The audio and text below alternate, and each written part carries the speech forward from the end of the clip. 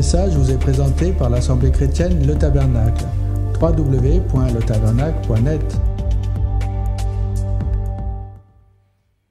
Nous allons continuer le message que j'avais commencé il y a 15 jours sur la prière fervente du juste. La prière qui est une arme puissante pour chacun d'entre nous,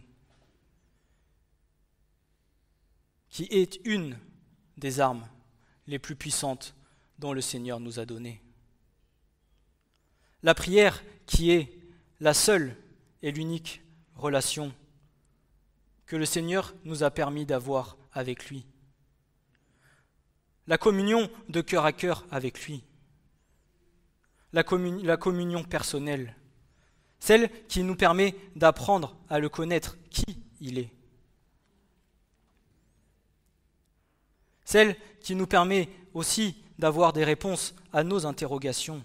Celle qui nous permet de nous confier à notre Seigneur, à notre Sauveur, à notre confident, à celui en qui nous avons cru. Et vous savez, quand vous êtes seul, quand le Seigneur a touché votre vie et qu'il vous a placé à un endroit, que vous n'avez pas de famille, que vous n'avez personne hormis vos frères et sœurs, mais chacun des frères et sœurs a sa vie, souvent bien occupée. Vous savez, notre plus grand confident, c'est le Seigneur. Mais si nous ne venons pas vers lui, si nous ne prenons pas ce temps d'apprendre à connaître qui il est, alors comment pourrions-nous savoir comment agir, comment faire, comment grandir ?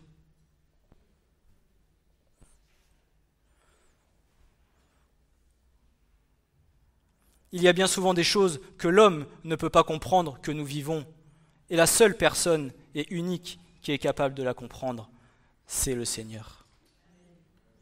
Parce que vous allez l'expliquer à votre frère, à votre sœur, à votre parent, qu'importe, à votre mari, à votre femme. Mais la seule personne qui sait comment vous vivez la situation, c'est le Seigneur.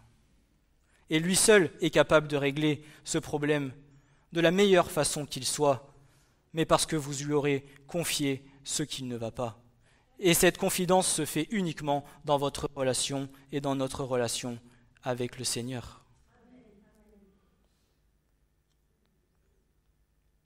Mais ça, c'est pour nos vies privées, c'est pour notre vie personnelle. Mais notre salut, notre vie ne dépend pas que de nous. Notre vie dépend aussi de l'Église.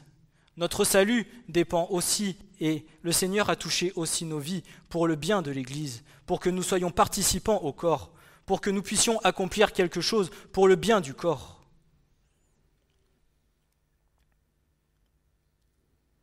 Négliger la prière consiste à nuire aussi à l'accomplissement du plan rédempteur de l'Éternel, que ce soit pour nous-mêmes personnellement en tant qu'individus, pour nos propres vies, mais ayons conscience que cela vient aussi également nuire pour l'Église en tant que corps universel.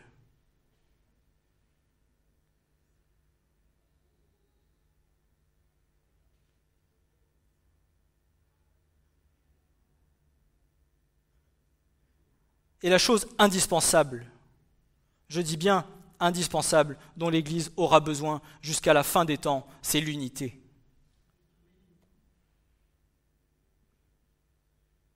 Pas l'unité selon les hommes, l'unité selon l'Esprit de Dieu. L'unité par l'Esprit de Dieu.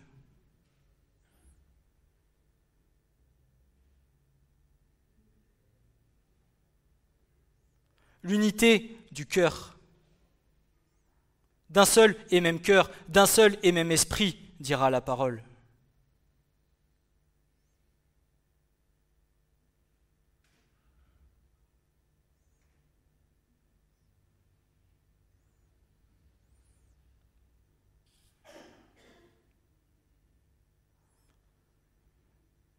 La prière demande beaucoup de critères. Elle demande premièrement, comme je l'avais dit la semaine dernière, de l'honnêteté. Être sincère devant la face de Dieu. Une sincérité de cœur, être vrai devant l'Éternel. Et s'il te plaît, s'il vous plaît, n'essayons pas de nous donner une apparence devant Dieu, parce que qui mieux que lui est capable de voir la réalité de l'apparence de nos cœurs avec lesquels nous venons nous présenter devant sa face. Être sincère de cœur.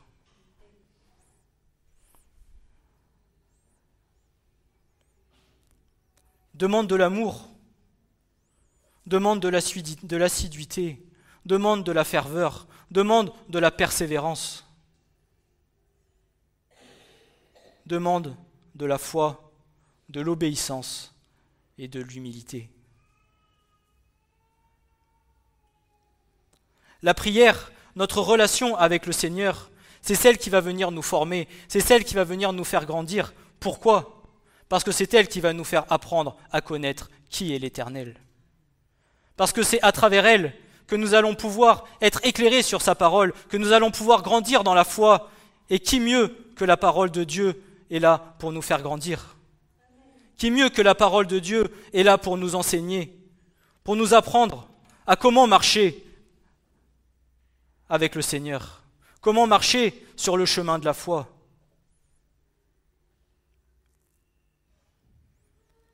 Mais si nous n'avons pas les consignes et si nous ne sommes pas éclairés par le Saint-Esprit pour comprendre ce que la parole de Dieu nous demande, alors comment pourrons-nous venir à grandir spirituellement ?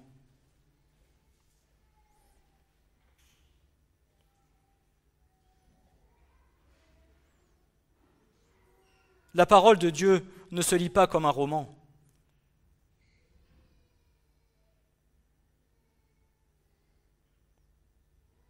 Avant d'ouvrir ta parole, passe du temps devant la prière.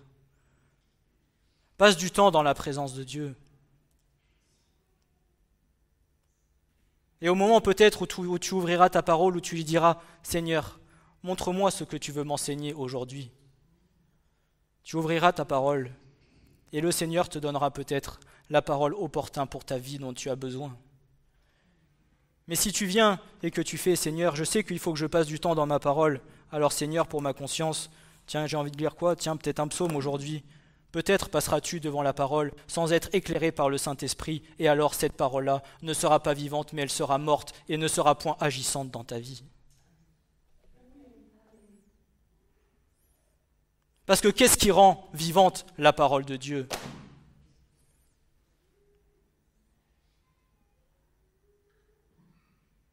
C'est l'Esprit. Alors si nous venons à lire la parole avec la chair, ne t'attends pas à grand-chose. Et ne nous attendons pas à grand-chose. Ah oui, tu vas lire, tu vas apprendre par ton intelligence, tu vas connaître les versets par cœur. Et alors ? Je me rappellerai toujours de ces paroles qui disent « Mieux vaut connaître peu, mais mettre en pratique ce que tu connais, plutôt que de tout connaître sans ne rien mettre en pratique. » Et comme je l'ai dit il y a 15 jours, même si tu essaies, mais que c'est dur pour toi, que tu n'y arrives pas, le Seigneur ne regarde pas forcément d'abord à la ligne d'arrivée, il regarde d'abord aux intentions du cœur. Il regarde d'abord à ce que toi tu veux. Quels sont les désirs de ton cœur ? Avancer, grandir avec le Seigneur, mettre en pratique sa parole. Oui Seigneur, j'y arrive pas. Oui mon fils, ma fille, mais je sais que tu veux y arriver. Et par ma grâce, je te donnerai la force et les moyens de pouvoir arriver à ce que tu me demandes. Mais ces efforts, tu en auras besoin dans ta relation avec Dieu, dans ton intimité avec le Seigneur. Pas par tes propres forces, pas par nos propres moyens, dans ton intimité et dans notre intimité avec le Seigneur. Parce que ce n'est pas lui qui fait, c'est pas nous qui faisons, mais c'est lui qui fait toutes choses.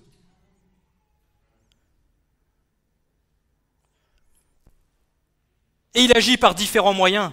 Parfois, il te parle pendant la prière. Parfois, il va te parler à travers la parole. Parfois, il va utiliser un frère ou une sœur pour te parler. Parfois, il va utiliser quelqu'un du dehors. Qu'importe, le tout, c'est que le Seigneur arrive à son œuvre en toi, en moi, en chacun d'entre nous et en l'Église. Qu'importe le moyen que l'Éternel utilise, lui qu'il regarde, c'est l'aboutissement de sa volonté et de l'œuvre qu'il veut accomplir.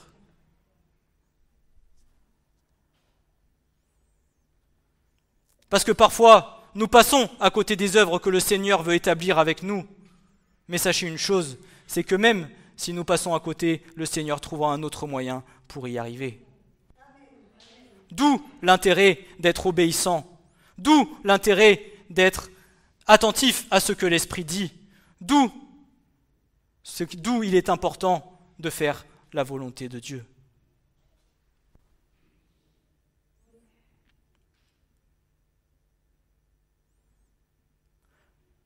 Je donne toutes ces choses en tant que conseil, mais pour ma propre vie personnelle.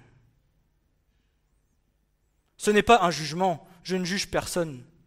Je donne ce que le Seigneur me met sur le cœur au moment venu, mais parce que je le sais. Parce que je l'ai reçu de la part du Seigneur en faisant le message.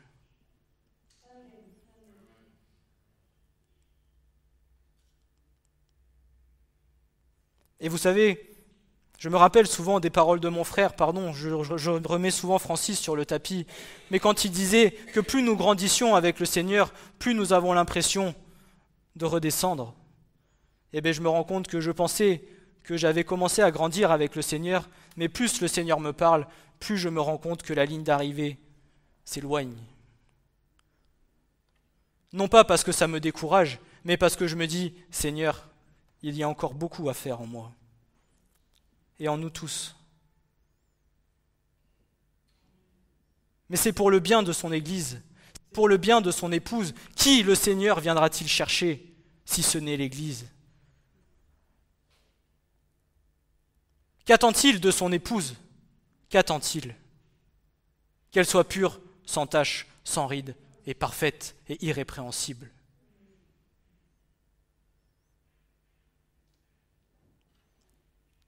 Mais si chacun de ses enfants n'apprend point à le connaître et ne passe point du temps devant lui, sans savoir qui est l'époux, comment lui pourrait-il savoir qui est l'épouse ? Qui sommes-nous ? Parce que lorsque le temps viendra, nul ne sera prévenu, ni toi, ni moi, ni personne. Nul ne connaît ni le jour ni l'heure, mais pourtant, le jour sera là à un moment donné. Peut-être est-ce aujourd'hui le jour du salut. Sommes-nous prêts ? Es-tu prêt ? Es-tu prête ? Suis-je prêt ? Est-ce que je reconnaîtrai la voix de mon maître qui viendra me chercher et qui me dira « c'est l'heure ».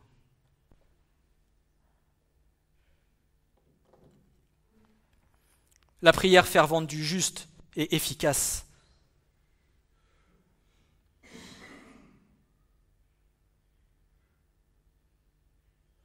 Nous nous plaignons souvent en nous disant « Mais Seigneur, comment se fait-il que ma prière, je prie Seigneur, j'attends, mais ça ne se fait point. » Peut-être n'est-ce pas le temps de Dieu, oui.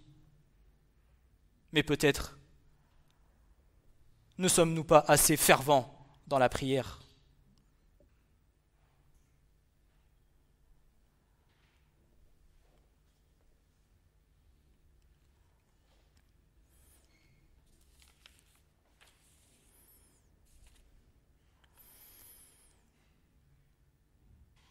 Une prière efficace n'est pas une prière superficielle.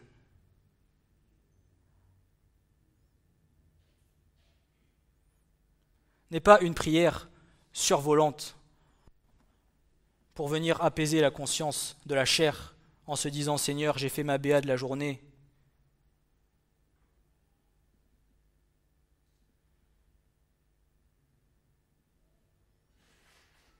Pour nous, en tant que serviteurs de Dieu, pour nous tous,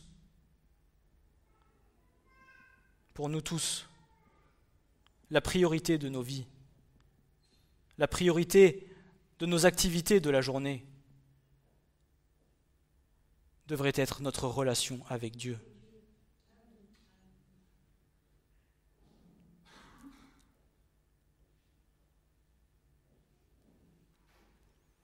La prière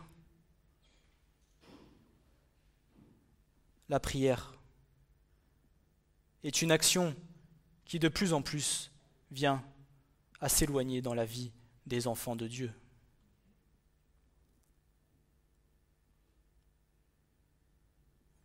Et alors la lecture de la parole.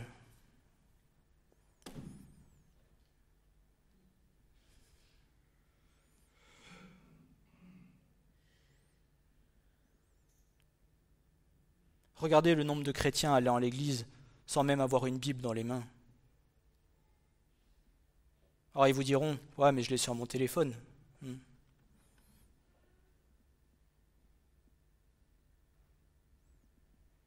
Demandez-leur, qu'est-ce que la parole fait dans ta vie ?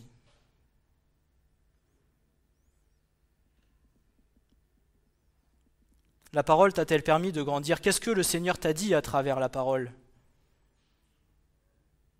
Vous risquez sûrement d'avoir un gros blanc.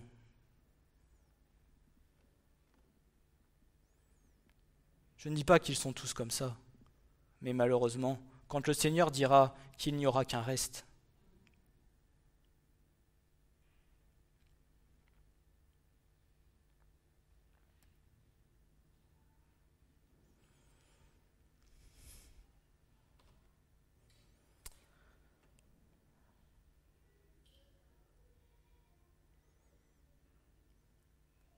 beaucoup de brebis croiront connaître qui est le Seigneur, mais bien souvent, beaucoup risqueront d'entendre « Je ne te connais pas ».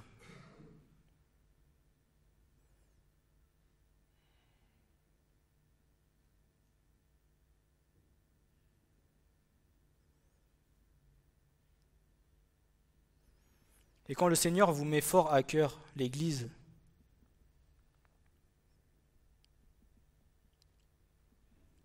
quand le Seigneur vous donne un amour inconditionnel pour les brebis, non pas que je me considère pasteur, c'est pas le cas, je parle simplement de l'amour. Je parle simplement de l'amour. L'amour tel un berger prend soin d'un troupeau et que vous discernez ô combien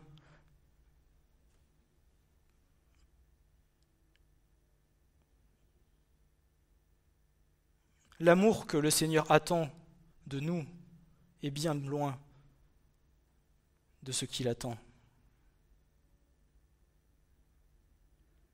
Il veut plus.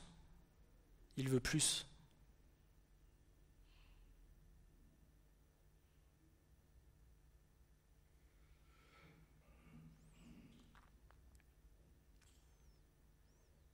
Mais la prière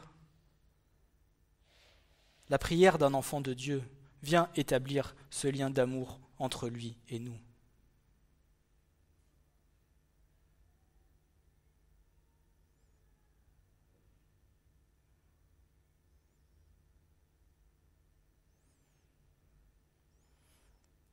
Connais-tu ton père charnel ?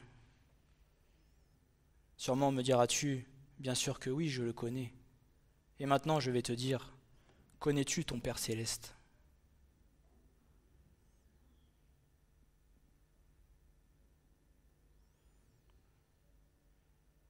Sais-tu entendre le son de sa voix et reconnaître le son de sa voix ?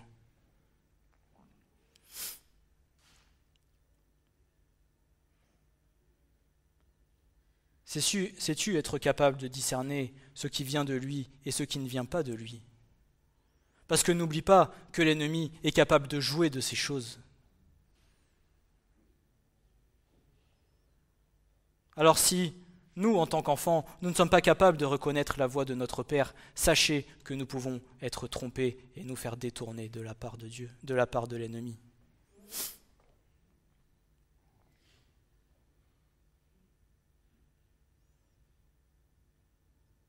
Mais n'en voulons pas à Dieu pour ça.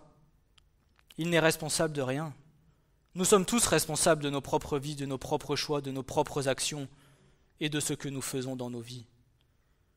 Des priorités que nous plaçons dans nos vies.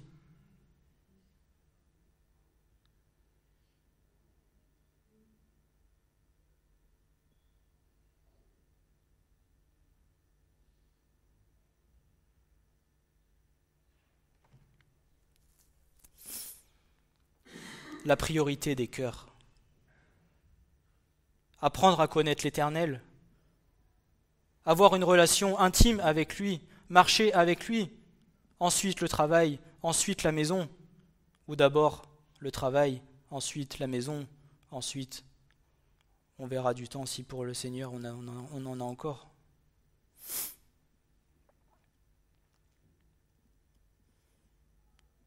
Nous serons tous genoux contre terre devant le Seigneur, la bouche fermée, sans rien pouvoir dire. Parce que nous serons tous reconnaissants de nos erreurs et de nos fautes, et nous n'aurons point d'arguments pour nous justifier devant lui.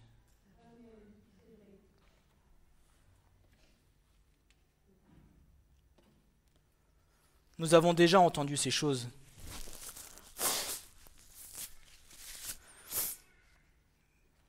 Mais le Seigneur permet, une fois de plus, et je ne les compte pas, que nous puissions encore l'entendre.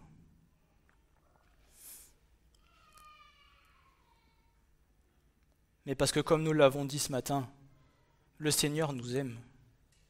Le Seigneur ne veut pas que nous nous perdions. Le Seigneur veut que nous soyons sauvés. Le Seigneur veut faire de nous des instruments pour son royaume. Veut faire de nous des instruments pour sauver les âmes. Veut faire de nous des instruments pour la fin des temps.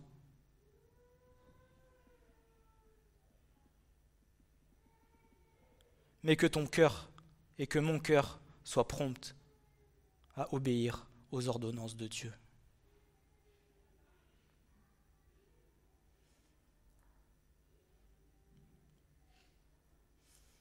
Et je vais continuer le message avec un personnage de la parole, avec Élie.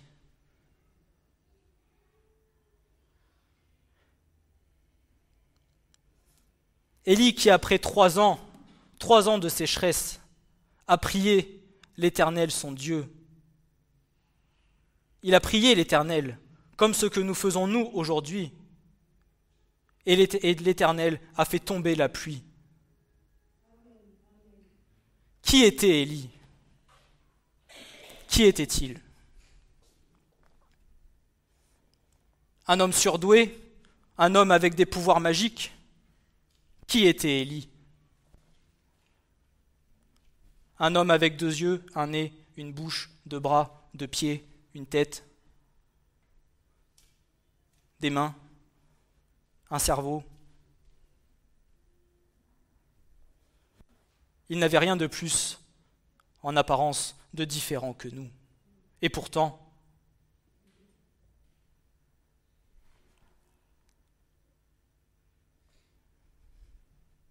est-ce que tu crois que le Seigneur peut t'utiliser pour accomplir des miracles?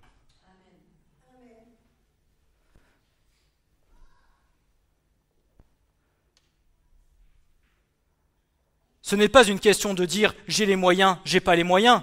C'est une question de croire.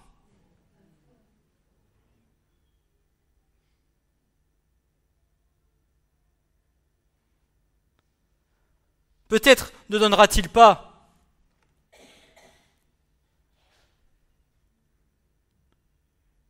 les mêmes choses à chacun d'entre nous, mais qu'importe, le tout est d'être complémentaires les uns des autres.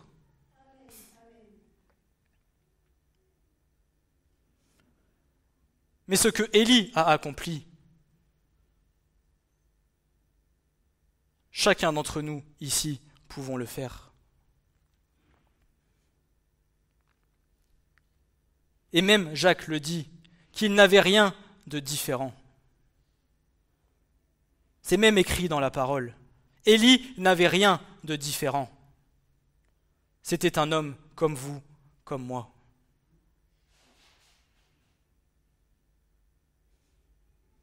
Seulement, il avait une foi puissante en l'Éternel, son Dieu. Et il avait une relation étroite avec l'Éternel, son Dieu.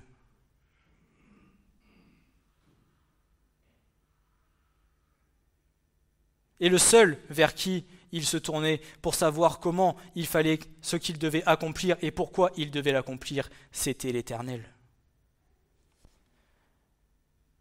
Est-ce que nous, chaque fois que nous devons faire quelque chose, nous nous tournons vers Dieu et nous attendons la réponse de l'Éternel, savoir ce que nous devons faire ?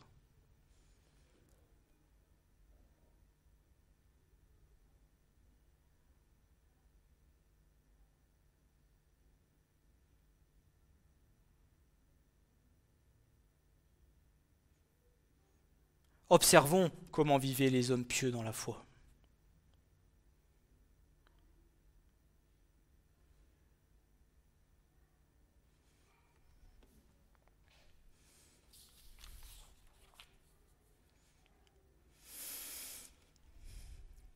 On va prendre le passage de 1 Roi 18, versets 41 à 46.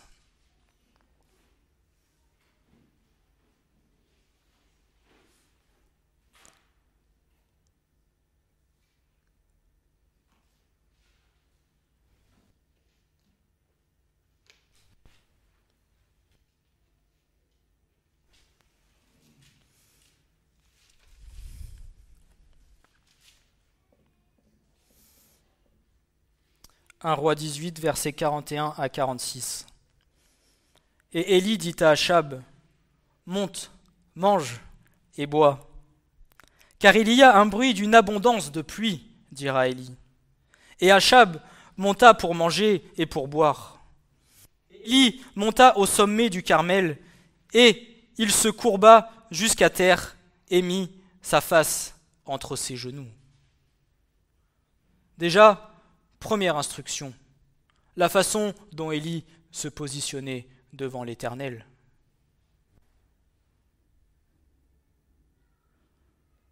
Sur son canapé bien tranquille, assis confortablement, ou en s'humiliant devant Dieu, les genoux face contre terre, devant l'Éternel, parce qu'il savait à qui il s'adressait. Et se courba jusqu'à terre et se mit face entre ses genoux.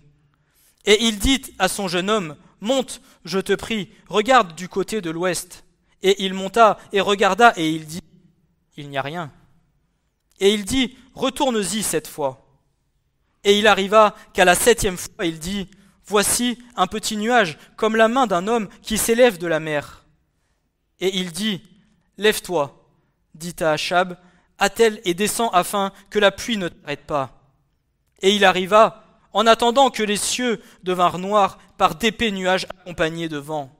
Et il y eut une forte pluie. Et Achab monta dans son char et s'en alla à Jizréel. Et la main de l'Éternel fut sur Élie, et il ceignit ses reins et courut devant Achab jusque là où tu arrives à Jizréel. Avant de nous attarder sur ces 5 versets de l'Écriture, il nous faut premièrement regarder le premier verset de ce chapitre, du chapitre 18. Et il arriva, après bien des jours, que la parole de l'Éternel vint à Élie, la 3e année, disant, « Va, montre-toi à Achab, et je te donnerai de la pluie sur la face de la terre. » L'Éternel donne un ordre à Élie.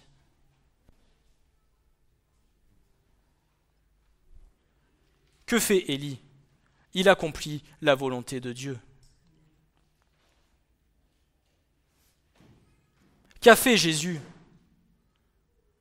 lorsqu'il était dans le jardin de Gethsémanée devant son Père, en sachant ce qui l'attendait ? Envoie-moi, ô Père, pour faire toute ta volonté. Non pas, Père, s'il te plaît, envoie-moi pour faire ce que j'ai envie.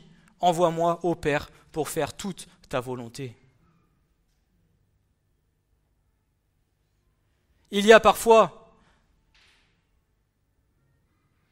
des ordonnances de l'Éternel qui sont plus dures à accepter que d'autres.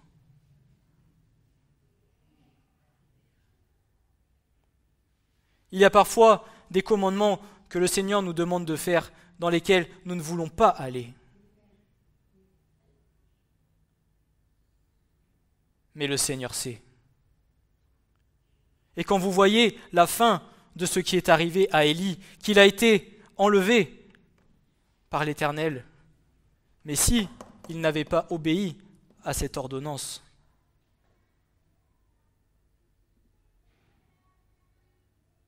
Pourtant, il ne savait pas ce qui lui arriverait.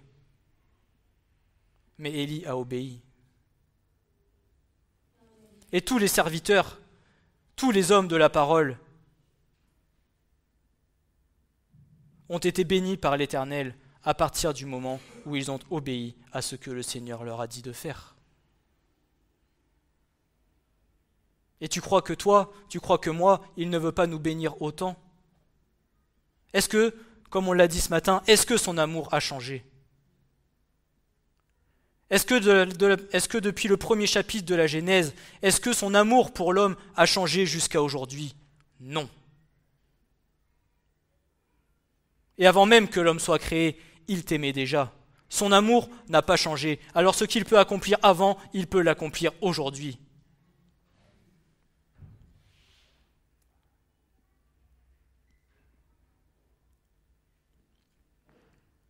Ce chapitre concerne principalement la pluie à venir.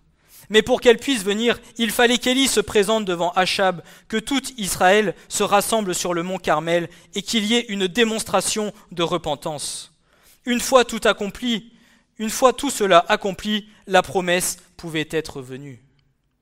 Il fallait qu'il y ait une action de repentance de la part d'Israël. Et nous, comment le Seigneur nous demande de nous présenter dans la prière? Qu'est-ce qui nous a été dit après le prêche il y a 15 jours? Les différentes étapes de ce par quoi un enfant de Dieu va passer dans le tabernacle. Est-ce que nous nous présentons devant Dieu en disant « Seigneur, tu vois mes besoins, tu vois mes difficultés, j'ai besoin de ci, de ça, Seigneur, merci de faire ce que je désire, que tu sois béni. » Non. Bien que nous ayons été renouvelés, bien que nous ayons été rachetés par le sang de Christ, nous sommes toujours dans un corps de péché. Et parfois, nous pouvons pécher inconsciemment. La première des choses à faire dans la prière, c'est de se repentir parce que nous nous adressons devant l'Éternel Dieu, devant le Roi des rois, devant le Saint d'Israël, devant celui à qui toute la création appartient, devant celui qui tient l'univers entre ses mains. Tu t'adresses à Dieu. Et qu'es-tu, toi? Qui suis-je, moi? Petite vermine, petit grain de sable, pour venir me prétendre être quelque chose devant Dieu et prétendre ne pas avoir besoin de repentance.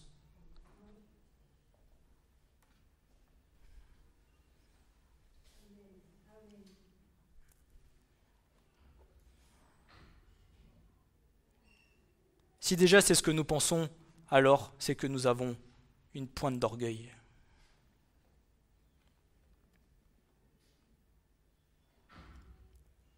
Tel il avait été dit ensuite, excusez-moi, du coup je ne vais pas le dire.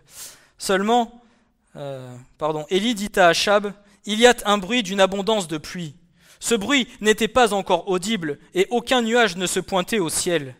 Élie n'entendait pas la pluie avec l'oreille charnelle, mais avec les oreilles de la foi.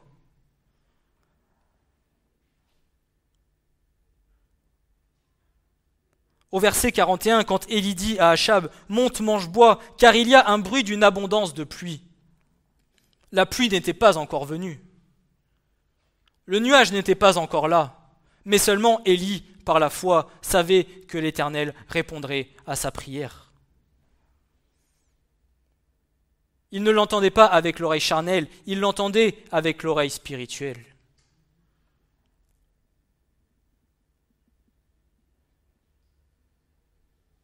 Est-ce que nous, quand nous prions, nous sommes capables d'entendre avec l'oreille spirituelle ce que l'Éternel Dieu nous dit? Comme je disais tout à l'heure, sommes-nous capables de reconnaître la voix de notre Maître?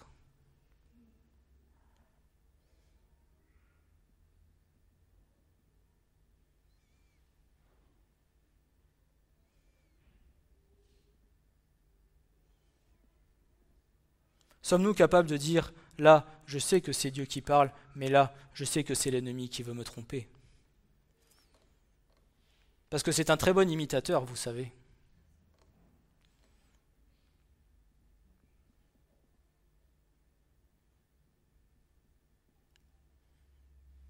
S'il a essayé de venir tenter Jésus dans le désert, ce n'est pas pour rien. Pourtant, il s'attaquait au Fils de Dieu, mais il a quand même essayé. Alors nous, vous ne croyez pas qu'il peut venir parfois à venir essayer de nous tromper?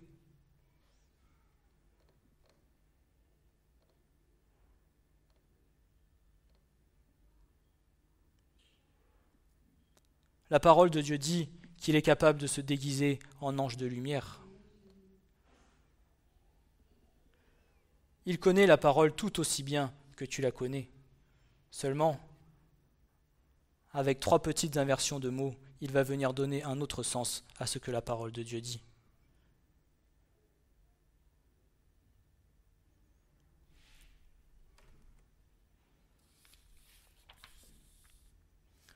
Achab monta pour manger et pour boire, mais Élie monta au sommet du Carmel. Les deux montèrent sur la montagne, mais Élie alla plus haut que le roi. Le roi monta pour se rassasier, mais Élie y monta, lui, pour prier. Se courbant contre terre, il mit son visage entre ses genoux. À sa place, après tant d'efforts physiques que demande l'ascension d'un col, beaucoup d'hommes sûrement, à commencer par nous, auraient voulu se reposer après une longue journée de ce genre. Qu'est-ce qu'a fait Élie en montant? Lorsqu'il est monté en haut du col, il s'est mis à prier. Malgré les efforts, malgré les difficultés, malgré les souffrances que cela peut demander, Élie s'est mis à prier. Est-ce que nous, quand nous revenons le soir de notre travail, que nous sommes bien épuisés, que nous sommes bien fatigués, est-ce que la première chose que nous faisons, c'est de venir dans notre chambre, de nous agenouiller devant le Seigneur et de passer du temps avec lui? Ou est-ce que nous disons, « Oh Seigneur, tu comprends, avec cette dure journée, je suis fatigué Seigneur, je vais aller dormir. »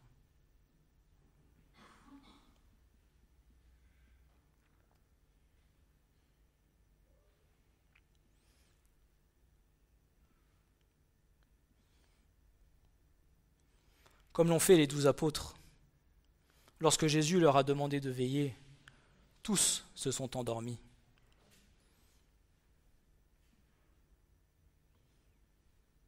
Mais Élie, lui, après l'ascension, il s'est mis à genoux face contre terre et il a prié afin d'avoir les réponses de l'Éternel son Dieu.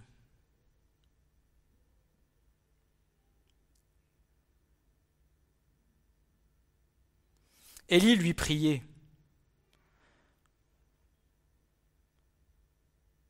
Bien que le mot prière ne se trouve pas dans le texte et que nous ne sachions pas ce que Élie dit ici, il est évident qu'il priait et Jacques nous dit que ce fut le cas.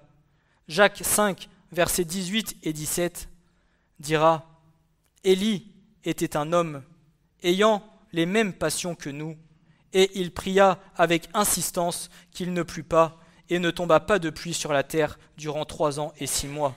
Et il pria de nouveau, et le ciel donna de la pluie, et la terre produisit son fruit. » Donc Élie était bien en train de prier et de demander la pluie à l'Éternel afin qu'elle tombe sur la terre.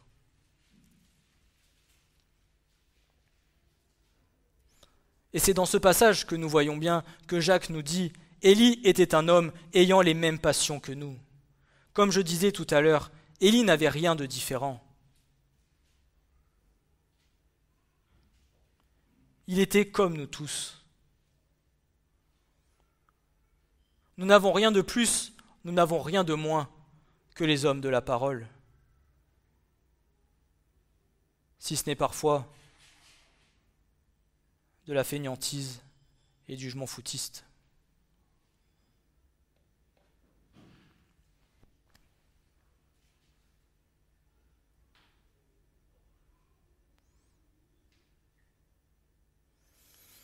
Élie ordonna par la suite à Achab de regarder la mer, et il regarda et dit « Il n'y a rien ». Élie dit cette fois « Retourne ». Élie ne compta pas les efforts de son serviteur, mais il répéta ses ordres à chaque retour du jeune homme jusqu'au 7e, tel est le chiffre de la perfection et de la complétude. À la 7e fois, il dit « Voici un petit nuage qui s'élève de la mer, il est comme la paume de la main d'un homme. » Cela suffit pour Élie qui dit « Monte, dire à Achab, attelle et redescends, afin que la pluie ne t'arrête pas. » De toutes parts, le ciel devint noir de nuages, le vent se leva, et il y eut une forte pluie. Ce n'était pas la petite averse après une longue sécheresse, du genre qui ne fait même pas disparaître la poussière, mais c'était plutôt une véritable trombe.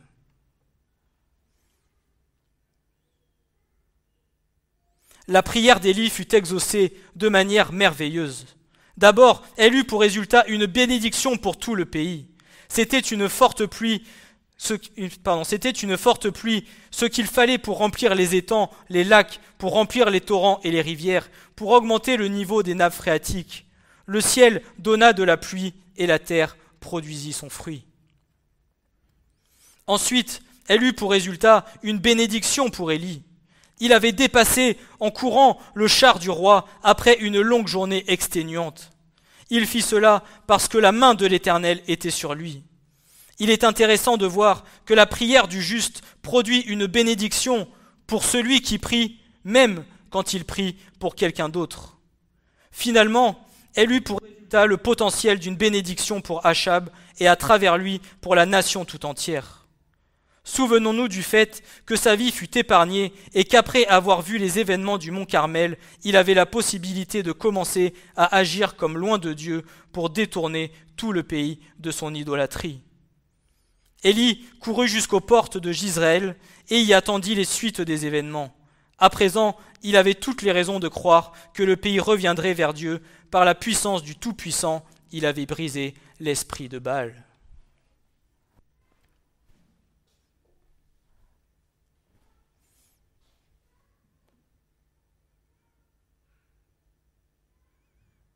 Est-ce que nous avons conscience aussi,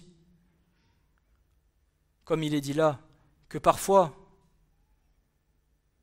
prier, c'est bien, mais pas toujours prier que pour nous.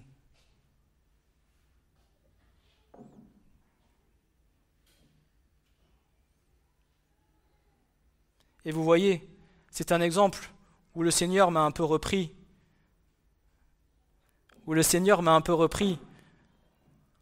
pendant ce message, en me disant, c'est vrai Seigneur que parfois, j'ai tendance à plus être tourné vers mon nombril dans les prières, plutôt que de regarder autour de moi et de prier pour les autres, Seigneur.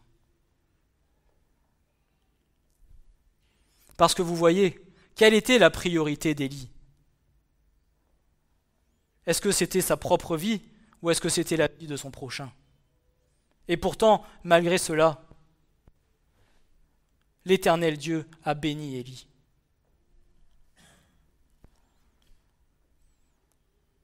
Parfois, même si nous venons à prier pour les autres, nous participons aussi à la bénédiction. Je ne dis pas qu'il faut que vous arrêtiez de prier pour vous, c'est pas ce que je suis en train de dire. Mais des fois,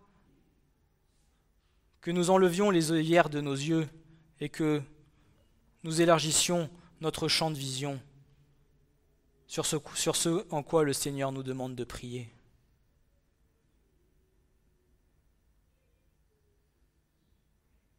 Et peut-être qu'à travers la bénédiction de notre prochain, nous aussi, nous aurons part à cette bénédiction d'une certaine manière.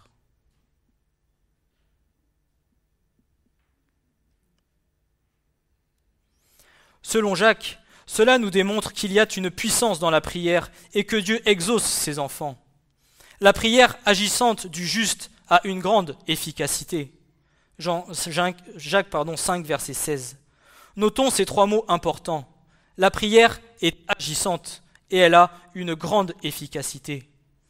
Ce fut le cas pour Élie. Dieu exauça sa prière comme il le fera pour vous et pour moi. Il nous est important, en tant qu'enfants de Dieu, de tirer les bonnes leçons et les bons enseignements des expériences de nos frères dans la foi. Et il y en a 7 que j'ai relevées concernant Élie. La première, être un homme de foi. Sommes-nous des hommes de foi et des femmes de foi?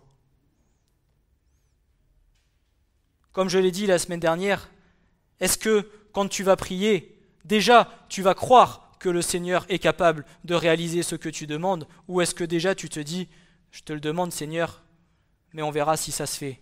Déjà, le on verra, c'est foutu. Oui Seigneur, je sais que ce que je te demande, tu vas le réaliser.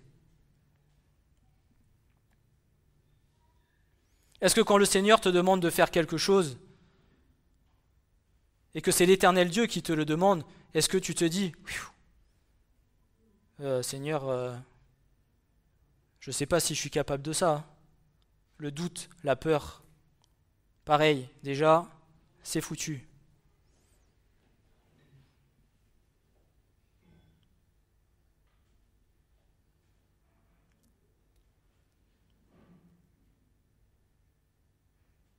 Votre Père vous donnera-t-il à manger des serpents? Ou est-ce que votre Père vous donnera ce qui est bon pour vous?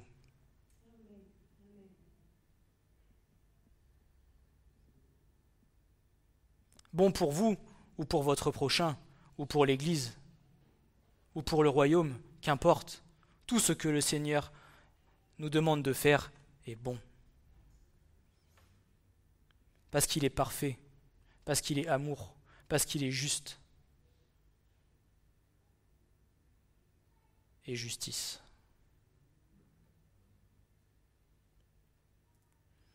Voici le conseil de notre frère Jacques.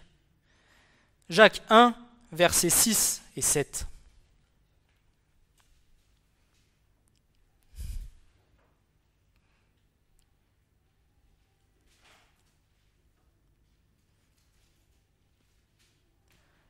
Voici ce que notre frère nous dit. Un homme de foi, bien évidemment, qu'il demande avec foi, ne doutant nullement, car celui qui doute est semblable au flot de la mer, agité par le vent et jeté çà et là. Or, que cet homme-là ne pense pas qu'il recevra quoi que ce soit du Seigneur, il est un homme incertain dans ses pensées, inconstant dans toutes ses voies.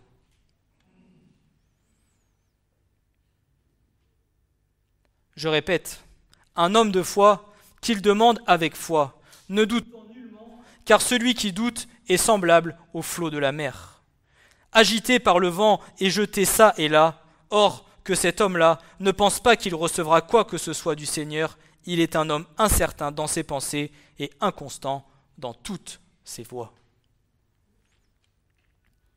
Et c'est ce que fit Élie.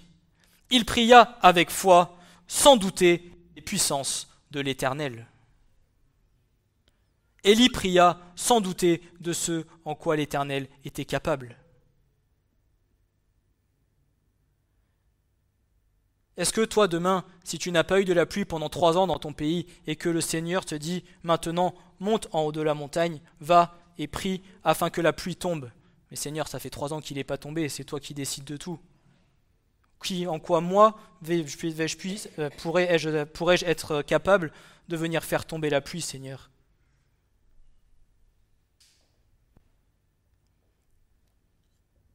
Et Noé, lorsque Dieu lui a dit « Va en haut de la montagne et construis l'arche ». Oui, mais Seigneur, on ne construit pas une arche sur une montagne. Et pourtant, Noé a obéi. Mais sur l'instant T, il ne savait pas pourquoi, mais après, il a compris. Et nous? Je te donne un exemple. Demain, tu te mets devant la face de Dieu. Le Seigneur te dit « Va, pars de Montpellier, va à tel endroit. » Oui, mais Seigneur, je ne vais pas tout laisser, je ne vais pas laisser toute ma famille. Sais-tu ce qui arrivera demain à Montpellier? Peut-être que ce que le Seigneur te demande de faire est pour te garder et te préserver. C'est un exemple lambda qui me vient comme ça. Il y en a tant d'autres.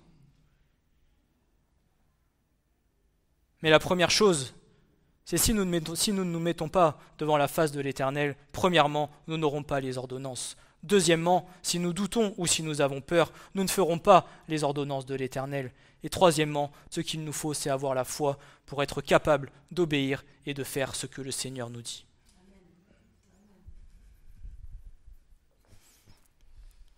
Parce qu'à la fin des temps, lorsque les tribulations arriveront, je vous le dis, notre seul guide sera Dieu.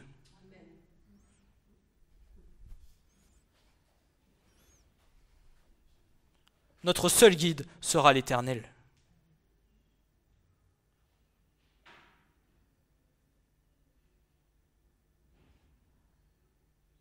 Et si à la fin des temps, l'Éternel veut utiliser son Église, c'est lui et lui seul qui la conduira.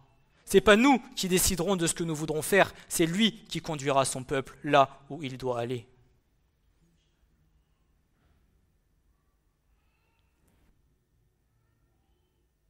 Deuxièmement, j'ai pas fini. Puisque Dieu avait promis de la pluie et qu'Élie n'avait aucun doute que cette promesse soit tenue, il pouvait dire « Il y a un bruit d'une abondance de pluie ». Cela fait penser à Jésus qui pria avant de ressusciter Lazare « Père, je te rends grâce, ce que tu m'as entendu ». Christ savait que son Père l'entendait toujours, mais il le fit afin que la foule autour de lui entende et croie que le Père l'avait envoyé. Christ savait la puissance de son Père et qu'à travers lui, il était capable de ressusciter Lazare. Christ n'avait aucun doute en son Père céleste, mais pour que l'homme entende et qu'il voie et qu'il sache, et qu'il n'y ait point de doute, Christ a prié son Père, et la chose s'est tenue devant lui.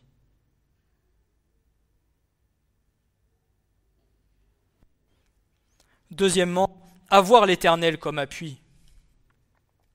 En tout temps, en toute chose, notre appui doit être l'Éternel.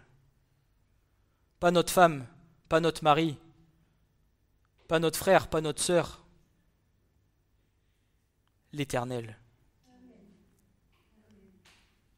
Élie s'appuyait toujours sur l'Éternel. Considérons ceci, Dieu avait promis de la pluie et avec l'oreille de la foi, Élie avait entendu le bruit de l'orage. Alors, pourquoi donc prier, puisque Élie savait que la pluie allait tomber, alors pourquoi demander la pluie à Dieu ? Devons-nous vraiment demander notre pain de ce jour alors que Dieu nous a promis de nous le donner, puisqu'il nous dit que tout nous sera donné par-dessus tout ? Devons-nous prier pour demander le pardon alors que si nous nous repentons de nos péchés, Dieu a promis de nous pardonner ? Élie pria parce que Dieu voulait qu'il prie, afin de lui faire comprendre que la pluie constituait une bénédiction du ciel. Et Élie était le genre d'homme à en convenir. De même, nous devons prier pour que Dieu puisse nous montrer que toute bénédiction vient de lui. Celui sur qui nous nous appuyons est le seul sur lequel il nous faut nous appuyer. Quand nous essayons de réussir, nous échouons, mais quand nous mettons notre confiance en l'Éternel, alors lui, il réussit pour nous.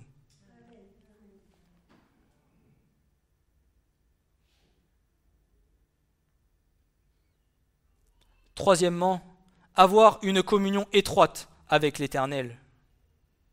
Élie prenait le temps de parler avec l'Éternel. En cette journée, pourtant très remplie, Élie pria son Dieu. De même, lorsque Jésus était sur la terre, ses journées étaient remplies de part en part, d'enseignements, de prédications, de guérisons et d'autres miracles. Notons pourtant qu'à la fin de tout cela, vers le matin, pendant qu'il faisait encore très sombre, il se leva et sortit pour aller dans un lieu désert où il se mit à prier. Marc 1, verset 35.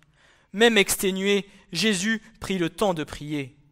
Nous aussi, il nous faut prendre le temps de parler avec Dieu.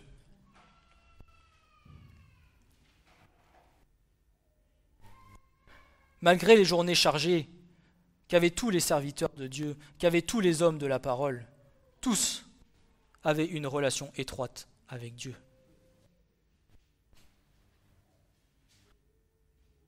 Pourtant, nous pourrions nous dire de nos jours, avec l'informatique, avec tous les moyens que nous avons pour gagner du temps, pour aller plus vite, pour tout ça, Au final, nous trouvons encore moins de temps qu'il y a 70 ans en arrière pour passer du temps devant Dieu.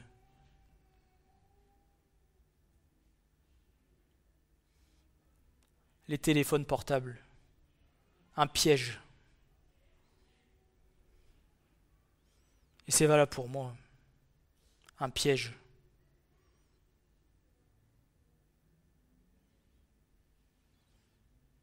Bientôt, à la naissance, on pourra les greffer dans les mains des bébés. Ça vous fait rire, mais c'est vrai.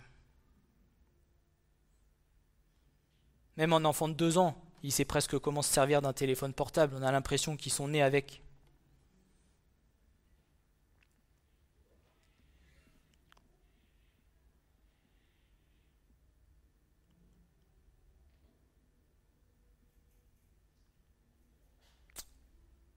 Et tout ça nous fait perdre du temps dans notre communion avec Dieu.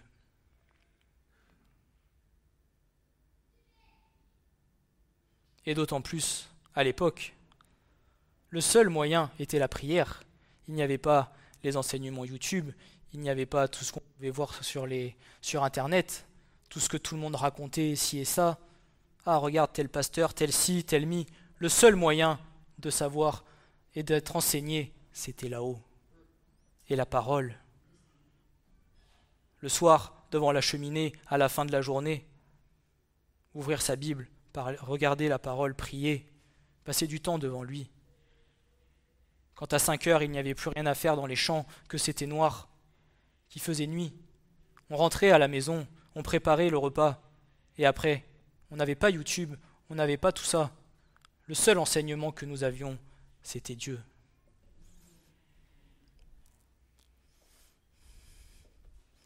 Le royaume directement. Aujourd'hui, on entend de tout et rien. Et malheureusement, c'est là que l'ennemi se régale. Je ne dis pas que tout est faux, mais s'il vous plaît, demandez au Seigneur le discernement pour être certain que ce que vous entendez est juste.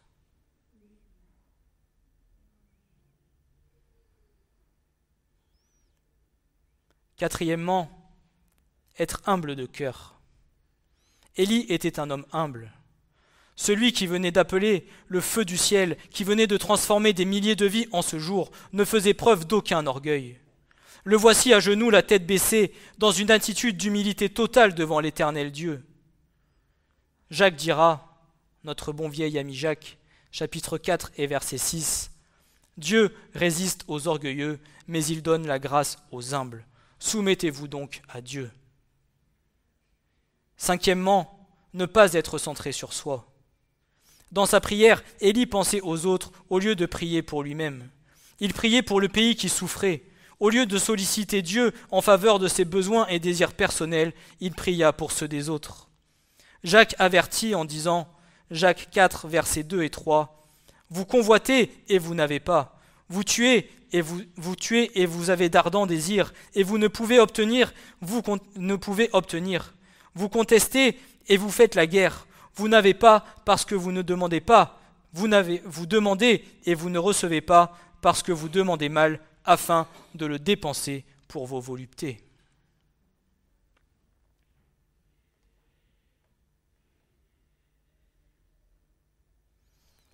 Les priorités du cœur. Notre moi ou le royaume?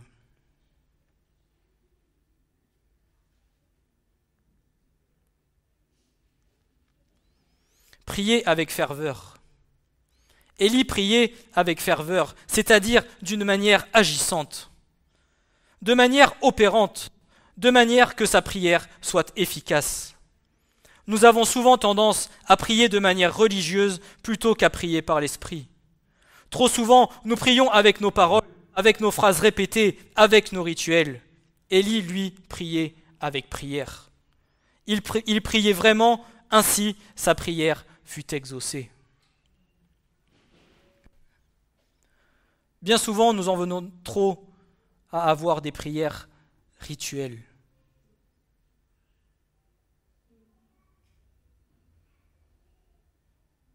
Vous savez, je sais pas comment ça s'appelle, là, je sais plus comment ça s'appelle chez les catholiques, là, les chapelets qu'on répète les uns à la suite des autres tous les matins.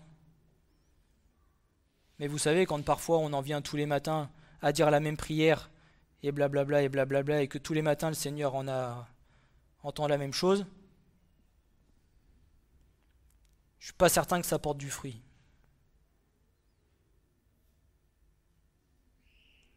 Ce que le Seigneur attend de nous, ce sont des prières par l'Esprit. C'est pour ça que des fois, dans la présence de Dieu, nous ne sommes pas forcément obligés de parler H24.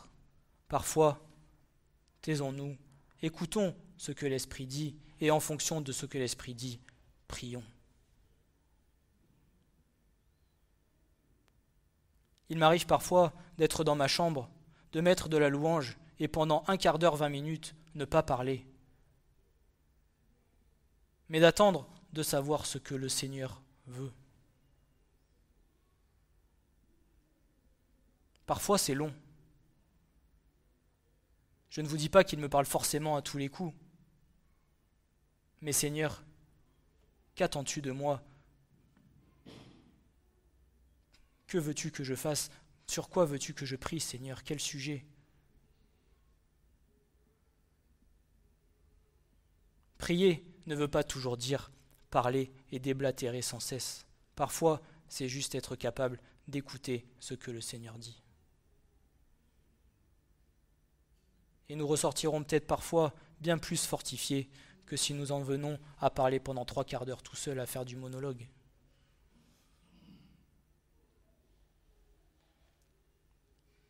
Je vois tout le monde qui rigole, mais...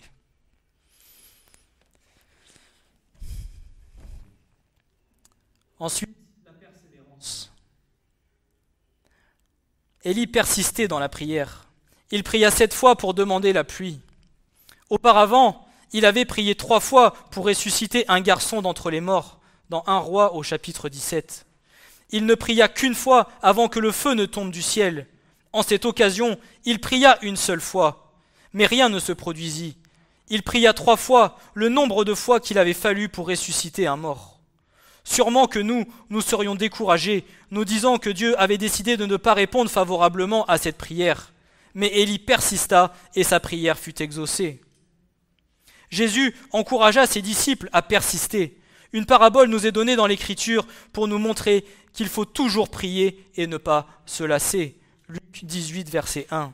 Et Paul dira « Persévérez dans la prière, disant « Veillant en elle avec des actions de grâce ». Colossiens 4 et verset 2. Celui qui ne pense pas pouvoir prier parce qu'il ne peut pas parler longtemps, qu'il n'a pas les bons mots et qu'il ne peut pas se faire entendre, n'a rien compris. Le secret ne se situe ni dans la longueur de la prière, ni dans les paroles utilisées, ni dans le volume de la voix. Quel est donc alors le secret? Le secret n'est pas un. Il s'agit d'être d'une bonne relation avec Dieu. Bien entendu, il est bien d'étudier les exigences et les modalités d'une prière acceptable devant Dieu. Tout ce que nous pouvons apprendre sur ce sujet est important. Mais la clé à une vie de prière efficace est d'être le genre de personne que Dieu veut.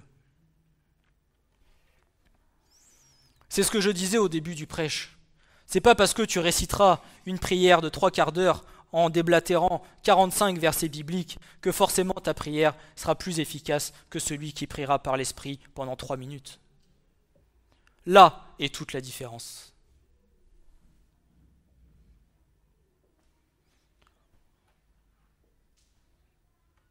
Démontrer les connaissances, si ce n'est point fait par l'Esprit, ne te sert de rien. Priez avec la simplicité du cœur. Louez avec la simplicité du cœur. Adorez avec la simplicité du cœur. Soyez tel que le Seigneur vous le demande.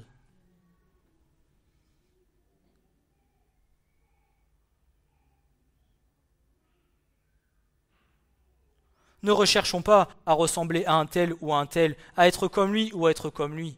Soyons comme Dieu le veut.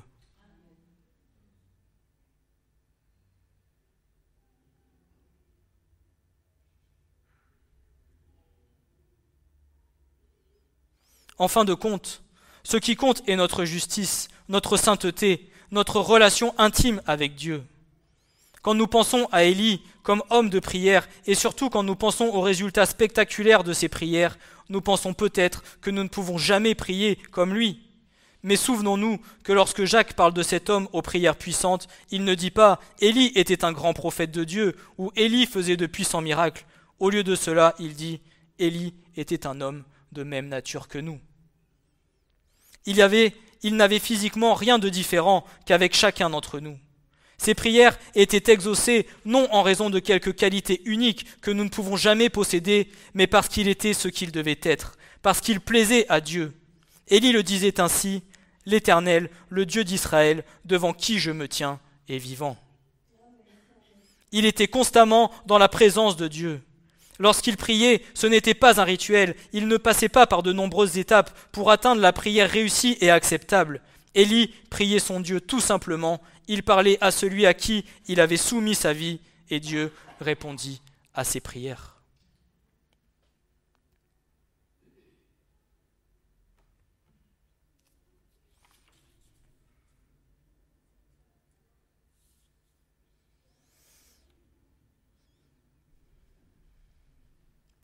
De nos jours, on ne peut pas connaître Dieu si l'on est pressé.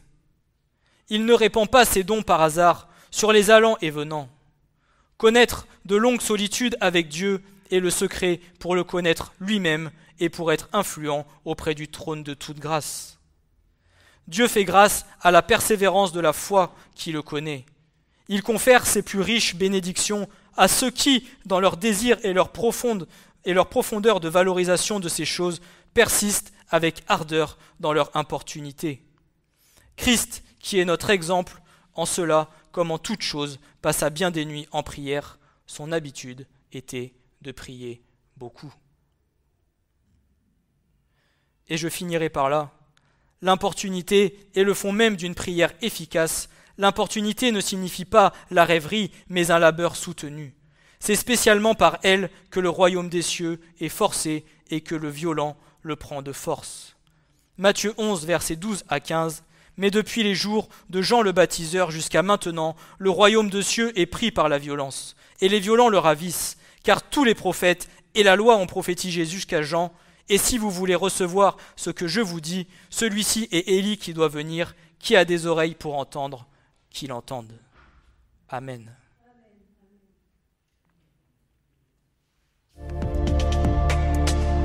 Ce message vous a été présenté par l'Assemblée chrétienne Le Tabernacle. www.letabernacle.net